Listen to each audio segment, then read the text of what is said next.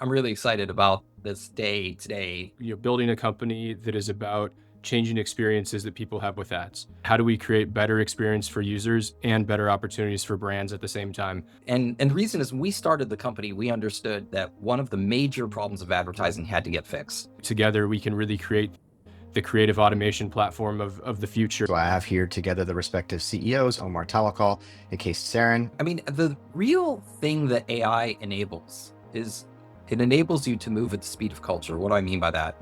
We are going to be able to create an entirely new category of programmatic.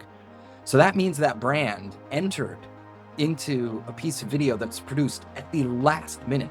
The future for streaming platforms, DSPs, all media buying platforms.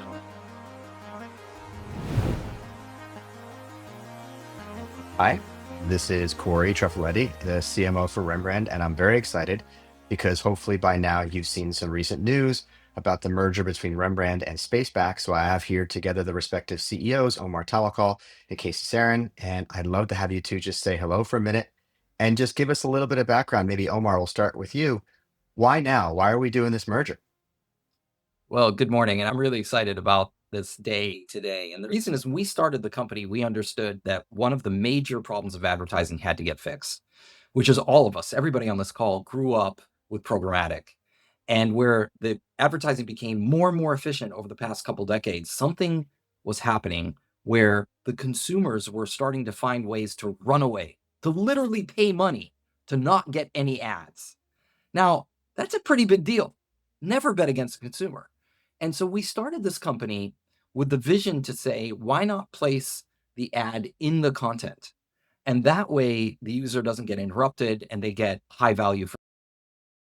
That's what we started building. But about 9 months ago, we realized that there was one exception to this that was very interesting, was where if the ad itself was viewed as content, then you could still run it as a programmatic ad and consumers would welcome it because it both monetized for the publisher, but it also gave them free content.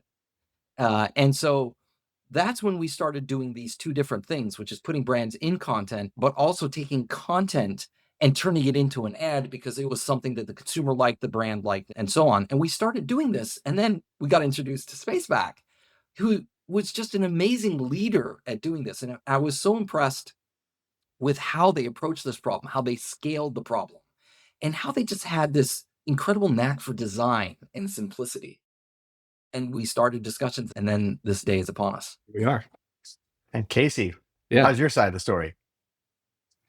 Yeah. So, hi, everybody. Casey Saran. I'm the co founder and CEO at Spaceback. And yeah, I think Mars has really authentically been building a company that is about changing experiences that people have with ads. That's been something that's been in Spaceback's DNA since we first started the business. We wanted to turn ad experiences into content experiences. And we've always been really thoughtful about what is the difference between ads and content. And there's a few environments where the lines are very blurry. One of those is like when you go to the movie theater and you're watching the previews for other movies. Those are ads for other films, but they don't feel like ads. You get there early, you have your popcorn ready.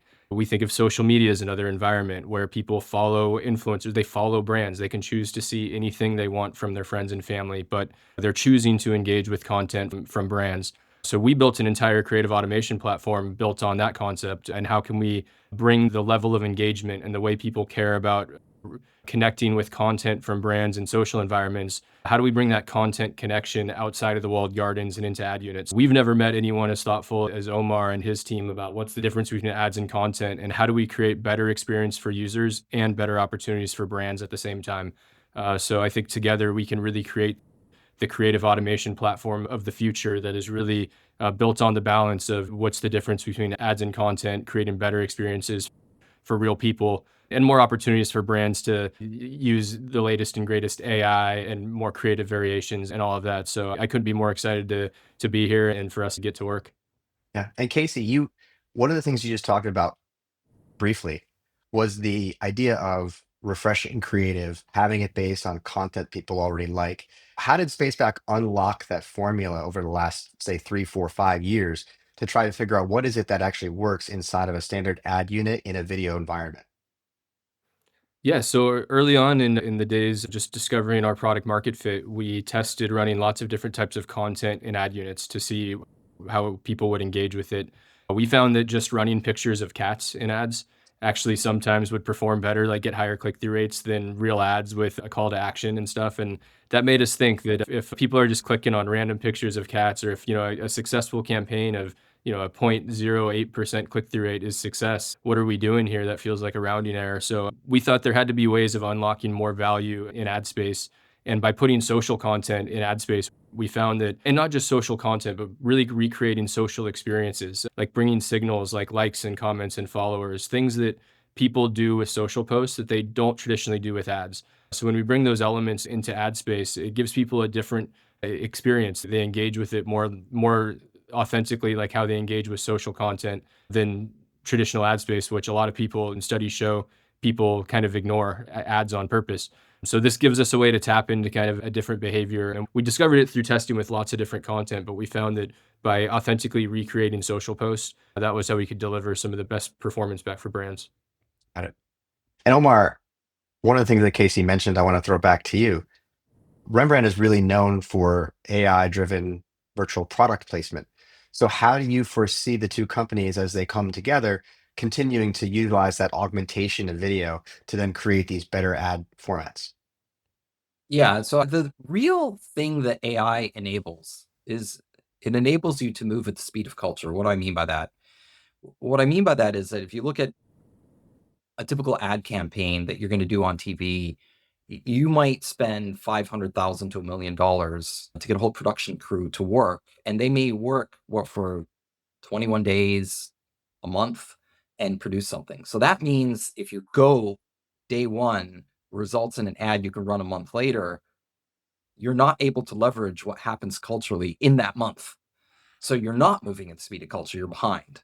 And what AI does is it allowed us over the past couple years, we would work with influencers where they would just create great content that their audience wants. And they might be posting every day or they may be posting every week. And they're always at the edge of culture and they just do what they do. And at the very last moment, hours before they ship, they logged into AI Studio and they added a branding element into it. So that means that brand entered into a piece of video that's produced at the last minute.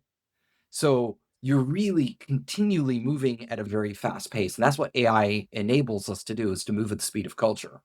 And so we're going to continue to do that with what we do with virtual product placement, but we're going to bring that same augmentation of AI capabilities into the world that Spaceback lives in, where they're able to take a video that somebody generated, but perhaps we can help and augment that video in certain ways. Or if you fast forward a little bit, perhaps you can even create it from scratch. And Mhm. so those are the kinds of things where AI is just going to multiply both the effectiveness and the quantity of content that you'd be able to bring to the table in the capabilities that a system like Spaceback has built up. Cool. And Casey, what would you tell your clients and your customers? What does the world look like over the next 90 days? Oh man, there's so much exciting stuff happening, but I want to tell you one of the things I'm most excited about. I don't know if this is necessarily first 90 days, but Spaceback is a creative automation platform purpose-built for the programmatic world. Day one, the first campaign we ever ran was executed via programmatic. We've pioneered a pricing model and DSP integrations that allow buyers to buy new type of creative as easily as buying any other creative that they're running currently. So one of the things I'm most excited about this new partnership is being able to pioneer virtual product placement executed via programmatic pipes. Spaceback's team has extensive experience in the programmatic category. Omar and the Rembrand team have extensive experience in making virtual product placement post-production possible by solving the hardest problem, which is the creative problem. So now together, and with Spaceback's experience launching pause ads, the first company ever to make pause ads available programmatically. So I think when we bring the skill sets of the teams together, we are going to be able to create an entirely new category of programmatic virtual product placement, which is going to be a big part of the future for streaming platforms, DSPs, all media buying platforms overall. So I think this is probably what, as an outsider listening to this, what I would most take note of about this merger is virtual product placement is going to be a thing via programmatic. And we're going to be bringing that to market over the next couple months. I am floored, by the way, because we did not coordinate this discussion at all. And my next bullet was about exactly that.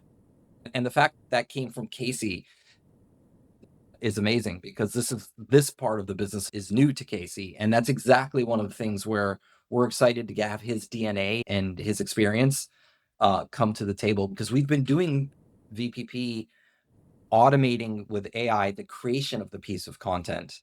And we're just now breaking ground on being able to do so programmatically. And it's literally the first inning. Like we really need to accelerate that. And their experience set will do it. I'd like to like riff off that a little bit, Casey and Cory, and say there's in addition to being able to make it programmatic, we've been in a corner of the industry at Rembrand where we've been serving the top, I'd say 30 brands, like really large brands that are able to bring the budget to the table to do virtual product placement and are used to doing classic product placement, which typically has been expensive and we've made it cheaper. But what Spaceback did is they not only served the top 30 advertisers, they went into the top 5,000, right? Because they have an automated system. And if you listen to Casey, he repeated several times, making it simple, which is one of the things that we were attracted to with the way Spaceback executes. As because they made it simple, they were able to open up to the top 5,000 advertisers the ability to take their current assets and run it on CTV.